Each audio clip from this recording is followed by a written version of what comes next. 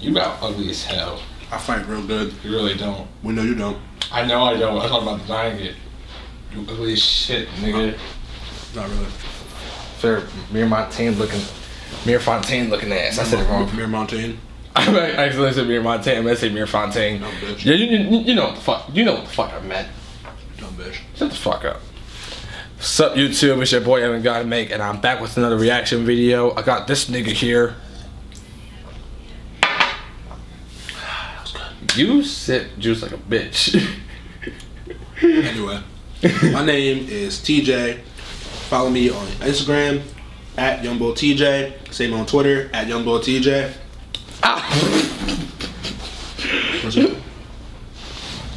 Alright, guys. Today we're reacting to 9 players it's time to give up on. Who do you think? Huh? Shut the fuck up. Who do you think's gonna be on this list, TJ? Alright, 9 players you think is gonna be on this list. Andrew Wiggins, Brandon Ingram. It's a little too early to give up on Brandon Ingram. Markelle Fultz. Yeah. Elfrid Payton. It's been way too late to give up on him. Jabari Parker. Jabari Parker. He gets injured too much. How many did you just name? I'm on 6. So let's think more. Noah Vonleh. Noah Vonleh shouldn't have even been drafted. I wouldn't say that, but He should not have been drafted. not that high. Not no top 10. Don Maker. No, he's like this is like 3rd year. You said Brandon Ingram. He was a 2nd overall pick. That's Don Maker was 10. But but everybody knows he shouldn't have been picked that high. The Bucks are just dumb for I don't know why they did that. See who else they have to give up on. I'm on 7 with Isaiah Thomas. I wouldn't go that far. He's come off an injury. Hassan Whiteside. Justice Winslow. No, just Winslow was actually doing good this year. Like I said, Hassan Whiteside. And I would say for 9, Wilson Chandler. Wilson Chandler. Yep. See how fast Sixers fans switch up, yo? Alright, guys, we're gonna start this video, but first, I gotta go change my goddamn shirt. I gotta go change my shirt. I did not know I was wearing my Wawa shirt this entire time. I gotta go change my shirt. I didn't even take my fucking name tag off. So we're gonna start this video once I change my shirt. Alright? Alright, cool.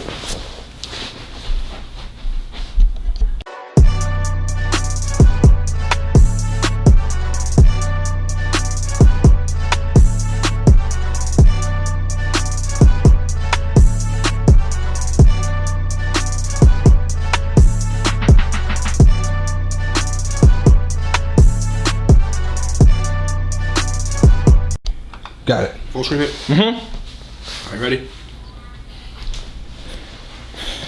There's a handful of NBA. It's time, goddamn. Alright, guys, time to get this video started. You know, I had to change my shirt and shit. Dumb bitch. Shut the fuck up. I seriously don't know how I didn't know.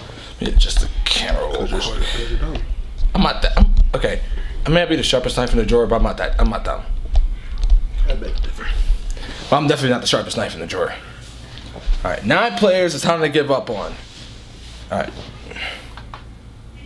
There's a handful of NBA players that at one time or another looked like they were on their way to becoming stars. Players that gave people a reason to believe that they would be a star player for years to come. But unfortunately, for one reason or another, weren't able to keep that momentum alive, and for years now have never been able to play at that same level. Which eventually means that there comes a time when you gotta give up on the fact that that'll ever happen. And sadly, I think that's the case for these 8 guys. So let's look at number 1. Number 1, Isaiah Thomas. I told you! This really was IT's year to come out and prove himself. I told you IT was going to be on there. MVP level in 2016 and 17, putting up 29 points a game. He injured his hip on March 15th of that year, but decided to play through it. And went on to playing even better in the postseason, leading the Celtics through the playoffs in one of the most memorable playoff runs after his sister passed away. Before realizing that his injury was getting worse, Boston's a hoe for that. He opted not to have surgery and let it heal naturally. Bitch. Oh, really? Binge-worthy. The NBA Really? Eastern Conference Finals on TNT. Really? That really just happened. Naturally, but he didn't realize just how much damage was already done. So after getting traded to the Cavs, he not only didn't play until January, but he got traded again, and in March of 2018, he finally decided to get the surgery. The recovery time was only supposed to be 4 months, and even though the trades and injury caused him to miss out on the max contract he was looking like he was really gonna get, he was still supposed to come out this season and prove that he still deserved it, and prove that he could play at a high level with the Denver Nuggets. That's now crazy, it wasn't yo. the best move to sign with Denver How you because go- of their loaded roster. I know it's but only even because of then, injury, but how do you instead go of from 4 a- months, it took him nearly a year to.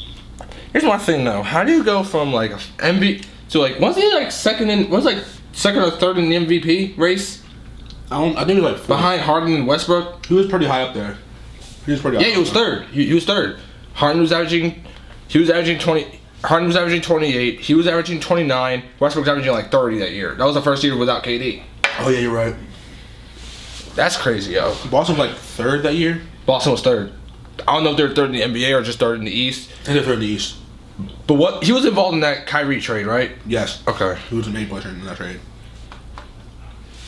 make it back onto the court. And he didn't end up playing again until this February, 2 full years after he initially got injured, which took 2 years off the prime of his career. And as of right now, he hasn't played a minute of a game for Denver in the playoffs. Now there's always next year, but with how bad his injury was, and how he's looked since returning, it's starting to look like that we may never see that 29 point per game MVP candidate Isaiah Thomas again. So it may be time to give up on him. Number 2, Frank Ntilikina. Ntilikina's only 20 years old, but it definitely already looks like it's time to give up on him. And there's not much of an argument besides the fact of how young he is. The man played 2 years overseas, and by 2017 he was hyped up as the best overseas prospect that year. Which really isn't saying much because there were really no other great overseas players that came out of that year's draft. Facts. But even though he was ranked so high, it was still a risk taking Frank, because teams really hadn't seen too much of his game, and they were basing their opinions off of his 6'6" frame and his potential as a point guard to guard 3 positions on defense is what made teams interested.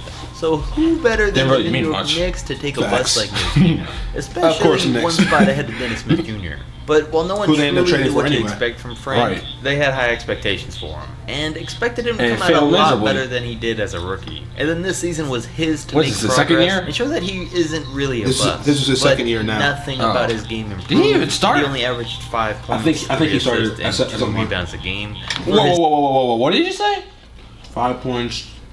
To make progress and show that he isn't really a bust, but nothing about his game improved, and he only averaged 5 points, 3 assists, and 2 rebounds a game for his second year in a row. So now at only 20 years old, it already looks like it's time. And they drafted him over Dennis Smith. Who they ended up trading for it anyway. Ain't that some shit? Got the Knicks. Time to give up on the man, because the potential that people thought was there clearly isn't. Number 3, Andrew Wiggins. We're mentioning him for the video, but we're really not going to repeat the reasons that everyone knows of why Wiggins belongs on this list. Number 4, Mike Conley. Alright, don't get me wrong, Mike Conley's a great player and was thought to have been underrated for most of his career. I mean, people always said he should have been an all-star and wasn't getting the credit he deserved. But as good as he's been, he's never taken his game to that next level. And it's about time that we give up on the fact that he will. And at least in my opinion, with the way his career's turned out, I think that proves the fact that he may not have been as underrated he shouldn't as have thought. he shouldn't have gotten paid that max contract. I mean, himself, Marcus Saul, and Zach Randolph. He may be a good player, but he's not good enough for a max contract, especially since he's never been an all-star. He's been consistent his entire career, but he's 31 now and coming to an end of his prime. I mean, Damian Lillard was talked about as being underrated, and he's been shutting down those talks. But Conley never had that moment, and at this point, probably never will. We can't blame him for his lack of success in the playoffs, but even personally, he hasn't been a top 10 point guard in a few years, and now he's rarely talked about. Was he Being ever? on a terrible team? He was. You get the point. Oh, okay. Remember when the Grizzlies were like, Grizzlies were the shit? Yeah. 1 year, but that never really happened. Number 5, Nerlens Noel. Nerlens was heavily predicted to go Wait. Nerlens, he's doing good on the Thunder, though. And another ad. But he was a top 6 pick, and he's like. Oh yeah, I forgot he was a goddamn lottery pick in that terrible 2013 draft. A lottery pick and a bad draft. Lottery pick, bad draft. Alright, I'm gonna skip that. And thankfully he didn't, or he would have gone down as a bust nearly just as much as Anthony Bennett did that year. He was by far Anthony the best Bennett player got in high traded from school the the fucking year he Nets. graduated, Not and looked cut like from one the of the best fucking Nets. college prospects, averaging 10 points, 9 rebounds, and He was over nice in 4 college, blocks though, a bro, I game. heard. Scouts Right. still saw his weak offensive game and knew that Noel would never be great on that end, but they still thought he'd make up for it on defense. But neither aspect of his game ever translated to the NBA. Now, Nerlens is did skinny stay solid as hell. in his first 2 years, averaging just about 11 points, 8 rebounds, and 2 steals and blocks a game. That's Before not bad, losing his though. minutes That's in almost a 2016 double-double. to 17, due to Philly also having Joel Embiid and Jahlil Okafor. So he got traded to the Mavs. And even though he battled injuries and Terrible only trade, averaged by the 6 way, points, for 6 both teams. rebounds, and 1 block his 1.5 years there, they still believed in the 23-year-old and offered him a 4-year, $70 million contract because they thought he'd develop into a center much like DeAndre Jordan. So I mean, they really believed in him and his ability to develop. But instead, he declined the offer and asked for a max contract. Which was so Mark stupid. Cuban and the Mavs immediately He was never pulled that out good of for a max negotiations. contract, my guy. And then He the lost- only other offer he he got played was himself. a 2-year, $4 million contract from Bro, he the lost that. Let's all take you a hear moment that? of silence for this man's bank. He lost out on $60 million. For a max, see, because he wanted a max contract. What? Like, This is how you know. Like, I understand you gotta get to the bag. I understand you gotta make your money. I gotta say you got a family to feed, but like, $70 million. that's how much you walked out on. 22 years old. I'm like, That's how much you walked out on. I'm 22 right now. I would love to have that kind of money. shit. I would love to have that kind of money. I'm 22 right now. The fuck? Wild. I mean, that deal from the Mavs is the best deal he's ever gonna get. Because for OKC, he only came off the bench and averaged 4 points, 4 rebounds, and 1 block a game, and his stats and minutes have just been going down every year. And I think it's clear for teams like the Mavs that hadn't given up on him prior to this season, definitely see that it's time to do so. Because I can't ever see him ending up as much more of a player in a role that he had this year. But hopefully he does. Number 6, Dante Exum. Exum was I in an forgot he was in almost the- I identical forgot he was situation even in the to this league. He was a 6'6" point guard that Alright, at hadn't this been heard point, of they do much need to give until up the on year him. before he Yeah. entered the NBA draft. And then 'Cause was we've given this heavily nigga hyped plenty up of because time. of his size and athleticism for the future. And even then, teams only got to see him play against He was weaker drafted in competition. 13, right? I mean, 14. draft 14? comparisons even had him compared to Penny Hardaway. Red flags, though, should have been his 34-inch vertical and his decision to not do shooting drills in some of his workouts for scouts. But teams looked past that and he still went 5th overall to the Jazz. And of course, right away he came into the league and was a disappointment, putting up 5-2-2 in his first 2 years. And in Terrible. these past 2 years he's dealt with injuries, so not much can be said. But I still think there's no hope left for his offensive game. He has proven to be great on defense though for the Jazz, which is going to make him a highly desired backup point guard, and it definitely hurt Utah not having him in the playoffs this year. But even with his great defense, I don't think Dante's ever going to live up to the hype that he had coming into the league as a 5th overall pick. Nope. Number 7, Hassan Whiteside. Whiteside went from playing in the D-League and overseas to being one of the NBA's best shot Okay. blockers and developing Okay. centers within. Let me tell y'all something about Hassan Whiteside. This dude has got to be the most overrated, overhyped, overpaid. Am I forgetting anything? I'm gonna say they were paid. Dude, he's making like 28 mil. No, he's not. He's making like 14 mil. There's no way he's making 28 mil. That's possible. That's what I saw on 2. That's what I saw on 2K. That's what I saw on 2K. I might have been tripping, but either way, he's not that good. He's overhyped, overrated, and he averaging like 12 and 12. Probably. Within 2 years, when he signed on a near minimum deal with the Heat, and in his second year broke out and put up 14, 11, and almost 4 blocks a game. And the Miami Heat were so impressed that they gave him a 4-year, $98 million contract. And the next season, the team didn't have any regrets because Whiteside did block less shots, but looked better as an overall player, now putting up 17, 14, and 2, and playing a career-high 32 minutes a game. Looking like he was becoming one of the better rising big men at the time. But the next season, the Heat would choose to take their team in a different direction, looking to play a faster, small ball style. So they drafted Bam Adebayo and signed Kelly Olynyk. which led to Hassan's minutes taking a big drop to 25 a game, and of course his stats took a hit too. And it's all because he I know stopped it's fitting not into their Whiteside's system as a fault. player How do you that's great take on Kelly defending the Olynyk paint, over but can't switch Hassan on the Whiteside? perimeter players and slows down their game on offense when most of his points come from posting up. And the team giving up on him like that really affected him and caused him to lose motivation, get criticized for being lazy, and led to him barely playing in the playoffs that year. And now this season, his last year in the playoffs, he was getting another cut. hit, He didn't and play Bam fourth Adebayo quarters at ended all. up taking his Oh, spot shit. as a starter. Like the toward whole end fourth of the quarter? year. Yes. He's got a player option And for this upcoming remember- season, and which I'm Adebayo- sure he'll take to Yeah. make $27 million next year with Miami, which isn't a good sign for him on the court. So it's definitely time to give up on Hassan Whiteside with the Heat, and maybe in general. The situation clearly affected his confidence and showed that his game doesn't fit with every system. And even after he leaves Miami, I don't think we're ever going to see him living up to the potential that some people thought he had when he first broke out for them. Number 8, Dwight Howard. It's a sad time that officially marks when Dwight Howard should be given up on. After looking back at his Orlando years, it's rough to see. I wish he what never it's hurt come his to. back, He's still though. only Yeah, he never got 33, hurt. but we've been heading down this path for years. After he left the Magic for the Lakers, the excuse was his back and the fact that he just didn't fit on the team. The excuses ran out though when it didn't work for Houston, and then these past 3 He had years a haven't been nut-ass any mohawk. better. He had a bad year for the Hawks. He went to Charlotte, but then people who were just looking at the stat sheet still had hope for him, seeing that he was putting up 16, 12, and nearly 2 blocks a game. There was still a feeling that with the right situation, we could see the old Dwight Howard make somewhat of a return. And then this season started off with him getting injured 9 games in, and being out pretty much the entire year for Washington. And I think this is Oh, it yeah. for him. A Forgot lot of about people that. have turned on him since being on the Magic, but there was still always people His who shooting hoping form to is make a weird. comeback, or Yeah. at least convince But people he's- that he's he's big as still a hell. great player. But he's not great in the locker Dang, yeah, room. he does have cannonballs Clearly, for none of his shoulders. stats help his team win, and I think we can all now finally agree that it's definitely time Because to there's give one up point on when him. Dwight Howard's the Especially best since center he'll in be the league. back on the bad Wizards team again next season.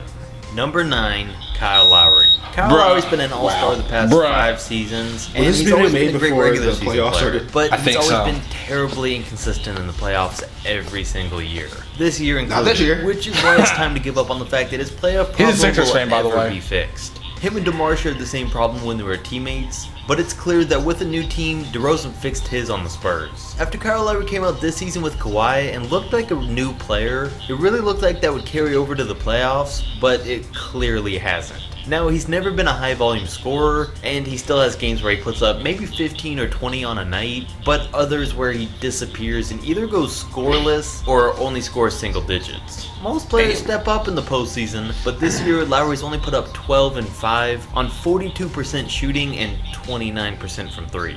If the man hasn't changed by now, he's never going to. So I definitely don't think there's much hope left for him or for the rest of the guys on this list. Comment down below who you guys agree or disagree with, and anyone I might have missed out on. Don't forget Pause, to bitch. like. Pause. Alright, guys. Thank you for tuning into this reaction video. Honestly, what do you think about it? I was not expecting to see Kyle Lowry and Dwight Howard on that. I was kind of expecting to see Andrew Wiggins. You know, but like, I love how Andrew Wiggins' short was like the short segment, like, oh, you already know what's going on. Click, we're going to listen about that. I'm not going to waste No. any time. You already know what's up. No, like the one I really was not expecting was Mike Conley. Yeah, that was a little surprising. Like, Mike Conley. Like, huh? What? Mike Conley. But thanks for watching this video.